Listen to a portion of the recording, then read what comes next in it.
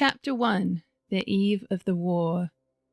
No one would have believed in the last years of the 19th century that human affairs were being watched keenly and closely by intelligences greater than man's and yet as mortal as his own, that as men busied themselves about their affairs they were scrutinized and studied, perhaps almost as narrowly as a man with a microscope might scrutinize the transient creatures that swarm and multiply in a drop of water.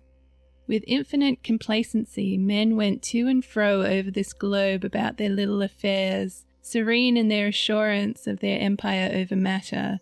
It is possible that the infusoria under the microscope do the same. No one gave a thought to the older worlds of space as sources of human danger, or thought of them only to dismiss the idea of life upon them as impossible and improbable. It is curious to recall some of the mental habits of those departed days. At most, terrestrial men fancied there might be other men upon Mars, perhaps inferior to themselves and yet ready to welcome a missionary enterprise. Yet, across the gulf of space, minds that are to our minds as ours are to those of the beasts that perish, intellects vast and cool and unsympathetic, regarded this earth with envious eyes and slowly and surely drew their plans against us. And early in the 20th century came the great disillusionment.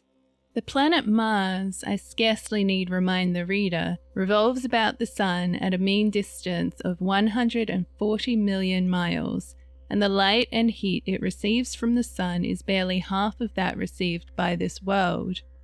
It must be, if the nebula hypothesis has any truth, older than our world, and long before this Earth ceased to be molten, life upon its surface must have begun its course. The fact that it is scarcely 1/7 of the volume of the Earth must have accelerated its cooling to the temperature at which life could begin. It has air and water and all that is necessary for the support of animated existence.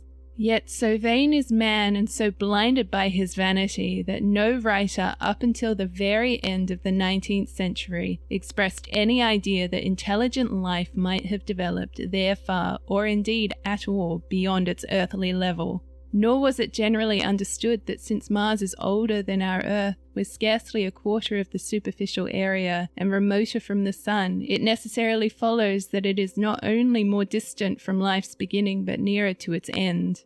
The secular cooling that must someday overtake our planet has already gone far indeed with our neighbor. Its physical condition is still largely a mystery, but we know now that even in its equatorial region, that midday temperatures barely approach that of our coldest winter. Its air is much more attenuated than ours. Its oceans have shrunk until they cover but 1/3 of its surface, and as its slow seasons change, huge snowcaps gather and melt about either pole and periodically inundate its temperate zones. That last stage of exhaustion, which to us is still incredibly remote, has become a present-day problem for the inhabitants of Mars. The immediate pressure of necessity had brightened their intellects, enlarged their powers, and hardened their hearts. And looking across space with instruments and intelligences such as we have scarcely dreamt of, they see, at its nearest distance only 35 millions of miles sunward of them, a morning star of hope, our own warmer planet, green with vegetation and grey with water, with a cloudy atmosphere eloquent of fertility, with glimpses through its drifting cloud wisps of broad stretches of populous country and narrow navy-crowded seas. And we men, the creatures who inhabit this earth, must be to them at least as alien and lowly as are the monkeys and lemurs to us. The intellectual side of man already admits that life is an incessant struggle for existence, and it would seem that this too is the belief of the minds upon Mars. Their world is far gone in its cooling, and this world is still crowded with life, but crowded only with what they regard as inferior animals. To carry warfare sunwards is indeed their only escape from the destruction that generation after generation creeps upon them. And before we judge of them too harshly, we must remember what ruthless and utter destruction our own species has wrought, not only upon animals such as the vanished bison and dodo, but upon its own inferior races. The Tasmanians, in spite of their human likeness, were entirely swept out of existence in a war of extermination waged by European immigrants in the space of 50 years. Are we such apostles of mercy as to complain if the Martians warred in the same spirit? The Martians seem to have calculated their descent with amazing subtlety. Their mathematical learning is evidently far in excess of ours, and to have carried out their preparations with a well-nigh perfect unanimity. Had our instruments permitted it, we might have seen the gathering trouble far back in the 19th century. Men like Schiaparelli watched the red planet. It is odd, by the by, that for countless centuries Mars has been the star of war, but failed to interpret the fluctuating appearances of the markings they mapped so well. All that time the Martians must have been getting ready. During the opposition of 1894, a great light was seen on the illuminated part of the disk, first at the Lick Observatory, then at the Paratine of Nice, and then by other observers. English readers heard of it first in the issue of Nature dated 2nd August. I am inclined to think that the appearance may have been the casting of the huge gun. The vast pits sank into their planet from which their shots were fired at us. Peculiar markings, as yet unexplained, were seen near the site of that outbreak during the next 2 oppositions. The storm burst upon us 6 years ago now. As Mars approached opposition, Lavelle of Java set out wires of the astronomical exchange, palpitating with the amazing intelligence of a huge outbreak of incandescent gas upon the planet. It had occurred towards midnight on the 12th, and the spectroscope to which he had once resorted indicated a mass of flaming gas, chiefly hydrogen, moving with an enormous velocity towards this Earth. The jet of fire had become invisible about 12:15. He compared it to a colossal puff of flame, suddenly and violently squirted out of the planet as flaming gas rushes out of a gun. A singularly appropriate phrase it proved. Yet the next day there was nothing of this in the papers, except a little note in the Daily Telegraph, and the world went in ignorance of one of the gravest dangers that ever threatened the human race. I might not have heard of the eruption at all had I not met Ogilvy, the well-known astronomer at Ottershaw. He was immensely excited at the news, and in the excess of his feelings invited me up to take a turn with him that night in a scrutiny of the red planet. In spite of all that has happened since, I still remember that vigil very distinctly. The black and silent observatory, the shadowed lantern throwing a feeble glow upon the floor in the corner, the steady ticking of the clockwork of the telescope, the little slit in the roof, an oblong profundity with the stardust streaked across it. Ogilvy moved about, invisible but audible. Looking through the telescope, one saw a circle of deep blue and the little round planet swimming in the field. It seemed such a little thing, so bright and small and still, faintly marked with transverse stripes and slightly flattened from the perfect round. But so little it was, so silvery warm, a pin's head of light. It was as if it quivered a little, but really this was the telescope vibrating with the activity of the clockwork that kept the planet in view. As I watched, the little star seemed now to grow larger and smaller, and to advance and recede, but that was simply that my eye was tired. 40 millions of miles it was from us. More than 40 million miles of void. Few people realize the immensity of vacancy in which the dust of the material universe swims. Near it in the field, I remember, were 3 little points of light, 3 telescopic stars infinitely remote, and all around it was the unfathomable darkness of empty space. You know how that blackness looks on the frosty starlight night. In the telescope it seems far profounder, and invisible to me because it was so remote and small, flying swiftly and steadily towards me across the incredible distance. Drawing nearer every minute by so many thousands of miles, came the thing that they were sending us, the thing that was to bring so much struggle and calamity and death to the earth. I never dreamt of it then as I watched. No one on earth dreamt of the unerring missile. That night, too, there was another jetting out of gas from the distant planet. I saw it. A reddish flash at the edge of the slightest projection of the outline, just as the chronometer struck midnight, and at that I told Ogilvy, and he took my place. The night was warm and I was thirsty, and I went, stretching my legs clumsily and feeling my way in the darkness to the little table where the siphon stood, while Ogilvy exclaimed at the streamer of the gas that came towards us.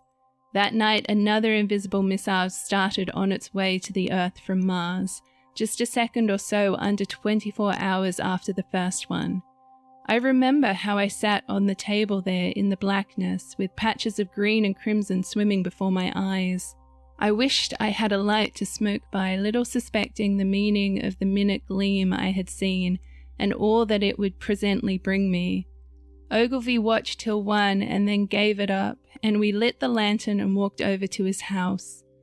Down below in the darkness were Ottershaw and Chertsey and all their hundreds of people sleeping in peace. He was full of speculation that night about the condition of Mars and scoffed at the vulgar idea of its having inhabitants who were signaling us. His idea was that meteorites might be falling in a heavy shower upon the planet, or that a huge volcanic explosion was in progress.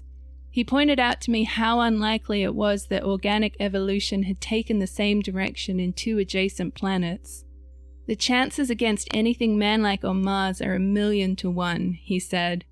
Hundreds of observers saw the flame that night and the night after, about midnight, and again the night after, and so for 10 nights, a flame each night. Why the shot ceased after the 10th, no one on Earth has attempted to explain. It may be that the gases of the firing caused the Martians inconvenience, dense clouds of smoke or dust visible through a powerful telescope on Earth as little grey, fluctuating patches spread through the clearness of the planet's atmosphere and obscured its more familiar features. Even the daily papers woke up to the disturbances at last, and popular notes appeared here, there, and everywhere concerning the volcanoes upon Mars. The serio-comic periodical Punch, I remember, made a happy use of it in the political cartoon, and, all unsuspected, those missiles the Martians had fired at us drew earthward, rushing now at a pace of many miles a second through the empty gulf of space, hour by hour and day by day, nearer and nearer. It seems to me now almost incredibly wonderful that, with that swift fate hanging over us, men could go about their petty concerns as they did. I remember how jubilant Markham was at securing a new photograph of the planet for the illustrated paper he edited in those days. People in these latter times scarcely realized the abundance and enterprise of our 19th century papers. For my own part, I was much occupied in learning to ride the bicycle and busy upon a series of papers discussing the probable development of moral ideas as civilization progressed. One night, the first missile then could scarcely have been 10 million miles away. I went for a walk with my wife. It was starlight, and I explained the signs of the zodiac to her and pointed out Mars, a bright dot of light creeping zenithwards, towards which so many telescopes were pointed. It was a warm night. Coming home, a party of excursionists from Chertsey or Isleworth passed us singing and playing music. There were lights in the upper windows of the houses as the people went to bed. From the railway station in the distance came the sound of shunting trains, ringing and rumbling, softened almost into melody by the distance. My wife pointed out to me the brightness of the red, green, and yellow signal lights hanging in the framework against the sky. It seemed so safe and tranquil. Chapter 2. The Falling Star. Then came the night of the first falling star. It was seen early in the morning, rushing over Winchester eastward, a line of flame high in the atmosphere. Hundreds must have seen it and taken it for an ordinary falling star. Alvim described it as leaving a greenish streak behind it that glowed for some seconds. Denning, our greatest authority on meteorites, stated that the height of its first appearance was about 90 or 100 miles. It seemed to him that it fell to Earth about 100 miles east of him. I was at home at that hour and writing in my study, and although my French windows faced towards Ottershaw and the blind was up, for I loved in those days to look up at the night sky, I saw nothing of it. Yet this strangest of all things that ever came to earth from out of space must have fallen while I was sitting there, visible to me had I only looked up as it passed. Some of those who saw its flight say it travelled with a hissing sound. I myself heard nothing of that. Many people in Berkshire, Surrey, and Middlesex must have seen the fall of it, and, at most, have thought that another meteorite had descended. No one seems to have troubled to look for the fallen mass that night. But very early in the morning, poor Ogilvy, who had seen the shooting star, and who was persuaded that a meteorite lay somewhere in the common between Horsell, Ottershaw, and Woking, rose early with the idea of finding it.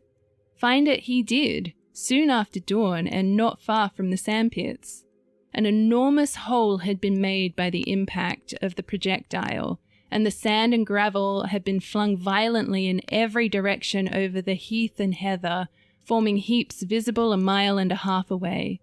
The heather was on fire eastward, and a thin blue smoke rose against the dawn.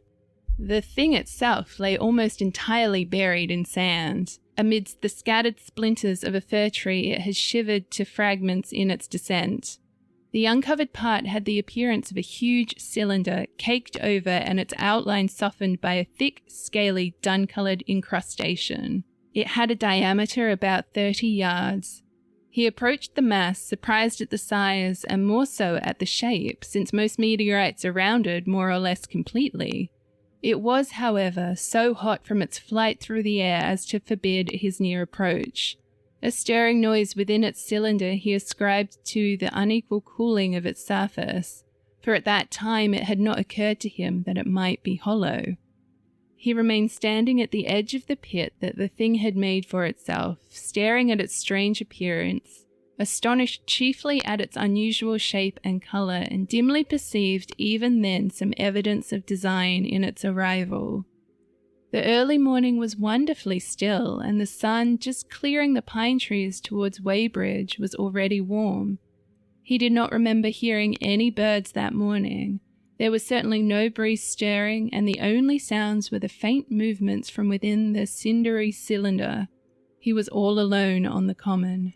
Then suddenly he noticed with a start that some of the grey clinker, the ashy incrustation that covered the meteorite, was falling off the circular edges of the end. It was dropping off in flakes and raining down upon the sand. A large piece suddenly came off and fell with a sharp noise that brought his heart into his mouth. For a minute he scarcely realized what this meant, and although the heat was excessive, he clambered down into the pit close to the bulk to see the thing more clearly. He fancied even then that the cooling of the body might account for this, but what disturbed that idea was the fact that the ash was falling only from the end of the cylinder, and then he perceived that, very slowly, the circular top of the cylinder was rotating on its body. It was such a gradual movement that he discovered it only through noticing that a black mark that had been near him 5 minutes ago was now on the other side of the circumference. Even then he scarcely understood what this indicated, until he heard a muffled grating sound and saw the black mark jerk forward an inch or so. Then the thing came upon him in a flash. The cylinder was artificial, hollow, with an end that screwed out. Something within the cylinder was unscrewing the top.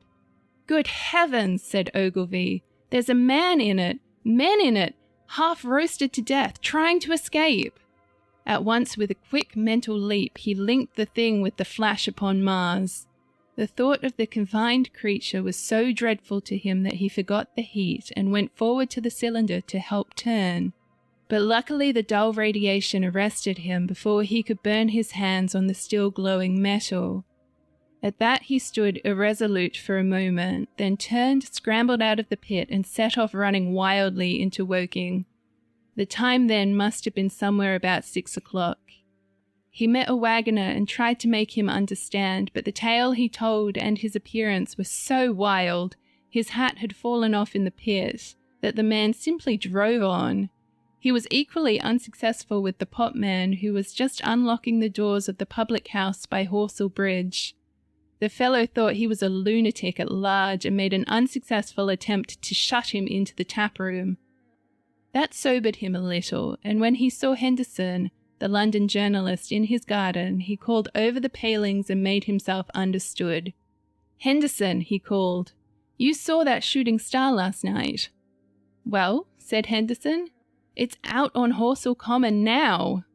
"Good Lord," said Henderson, "fallen meteorite, that's good." "But it's something more than a meteorite. It's a cylinder, an artificial cylinder, man, and there's something inside." Henderson stood up with his spade in his hand. "What's that?" he said. He is deaf in one ear. Ogilvy told him all that he had seen. Henderson was a minute or so in taking it in. Then he dropped his spade, snatched at his jacket, and came out into the road. The two men hurried back at once to the common and found the cylinder still lying in the same position, but now the sound inside had ceased, and a thin circle of bright metal showed between the top and the body of the cylinder. Air was either entering or escaping at the rim with a thin, sizzling sound. They listened, tapped on the scale with a stick, and meeting with no response, they both concluded the man or men inside must be insensible or dead. Of course, the two were quite unable to do anything. They shouted consolation and promises and went off back to the town again to get help. One can imagine them covered with sand, excited and disordered, running up the little street in the bright sunlight just as the shop folks were taking down their shutters and people were opening their bedroom windows. Henderson went into the railway station at once in order to telegraph the news to London. The newspaper articles had prepared men's minds for the reception of the idea. By 8 o'clock, a number of boys and unemployed men had already started for the common to see the dead men from Mars. That was the form the story took. I heard of it first from my newspaper boy about 8:45 when I went out to get my daily chronicle. I was naturally startled and lost no time in going out and across the Ottershaw Bridge to the sandpits. Chapter 3. On Horsell Common. I found a little crowd of perhaps 20 people surrounding the huge hole in which the cylinder lay. I have already described the appearance of that colossal bulk embedded in the ground. The turf and gravel about it seemed charred as if by a sudden explosion. No doubt its impact had caused a flash of fire. Henderson and Ogilvy were not there. I think they perceived that nothing was to be done for the present and had gone away to breakfast at Henderson's house. There were 4 or 5 boys sitting on the edge of the pit with their feet dangling and amusing themselves until I stopped them by throwing stones against the giant mass. After I had spoken to them about it, they began playing at touch in and out of the group of bystanders. Among these were a couple of cyclists, a jobbing gardener I employed sometimes, a girl carrying a baby, Greg the butcher and his little boy, and 2 or 3 loafers and golf caddies who were accustomed to hang about the railway station. There was very little talking. Few of the common people in England had anything but the vaguest astronomical ideas in those days. Most of them were staring quietly at the big table-like end of the cylinder, which was still as Ogilvy and Henderson had left it. I fancy the popular expectation of a heap of charred corpses was disappointed at this inanimate bulk. Some went away while I was there and other people came. I clambered into the pit and fancied I heard a faint movement under my feet. The top had certainly ceased to rotate. It was only when I got thus close to it that the strangeness of this object was at all evident to me. At the first glance, it was really no more exciting than an overturned carriage or a tree blown across the road. Not so much so, indeed. It looked like a rusty gas float half buried more than anything else in the world. It required a certain amount of scientific education to perceive that the grey scale of the thing was no common oxide, that the yellowish-white metal that gleamed in the crack between the lid and the cylinder had an unfamiliar hue. Extraterrestrial had no meaning for most of the onlookers. At that time it was quite clear in my mind that the thing had come from the planet Mars, but I judged it improbable that it contained any living creature. I thought that unscrewing might be automatic. In spite of Ogilvy, I still believed that there were men in Mars. My mind ran fancifully on the possibilities of it containing manuscripts, on the difficulties in translation that might arise, whether we should find coins or models in it, and so forth. Yet it was a little too large for assurance on this idea. I felt an impatience to see it open. About 11, as nothing seemed happening, I walked back, full of such thoughts, to my home in Maybury, but I found it difficult to get to work upon my abstract investigations. In the afternoon, the appearance of the common had altered very much. The early editions of the evening papers had startled London with enormous headlines: "A message received from Mars, remarkable story from Woking," and so forth. In addition, Ogilvy's wire to the Astronomical Exchange had roused every observatory in the 3 kingdoms. There were 6 flies or more from the Woking station standing in the road by the sandpits, a basket chaise from Chobham, and a rather lordly carriage. Besides that, there was quite a heap of bicycles. In addition, a large number of people must have walked in spite of the heat of the day from Woking to Chertsey, so that there was altogether quite a considerable crowd, 1 or 2 gaily dressed ladies among the others. It was glaringly hot, not a cloud in the sky nor a breath of wind, and the only shadow was that of a few scattered pine trees. The burning heather had been extinguished, but the level ground towards Ottershaw was blackened as far as one could see, and still giving off vertical streamers of smoke. An enterprising sweetstuff dealer in the Chobham Road had set up his son with a barrel load of green apples and ginger beer. Going to the edge of the pit, I found it occupied by a group of about 6 men. Henderson, Ogilvy, and a tall, fair-haired man that I afterwards learnt was Stent, the Astronomer Royal, with several workmen wielding spades and pickaxes. Stent was giving directions in a clear, high-pitched voice. He was standing on the cylinder, which was now evidently much cooler.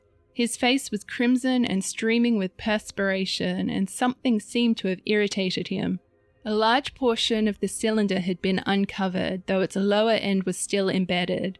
As soon as Ogilvy saw me among the staring crowd on the edge of the pit, he called to me to come down, and asked me if I would mind going over to see Lord Hilton, the lord of the manor. The growing crowd, he said, was becoming a serious impediment to their excavations, especially the boys. They wanted a light railing put up and help to keep the people back. He told me that a faint stirring was occasionally still audible within the case, but that the workmen had failed to unscrew the top as it afforded no grip to them. The case appeared to be enormously thick, and it was possible that the faint sounds we heard represented a noisy tumult in the interior. I was very glad to do so, as he asked, and so became one of the privileged spectators within the contemplated enclosure. I failed to find Lord Hilton at his house, but I was told he was expected from London by the 6 o'clock train from Waterloo, and as it was about 5:15, I went home, had some tea, and walked up to the station to waylay him.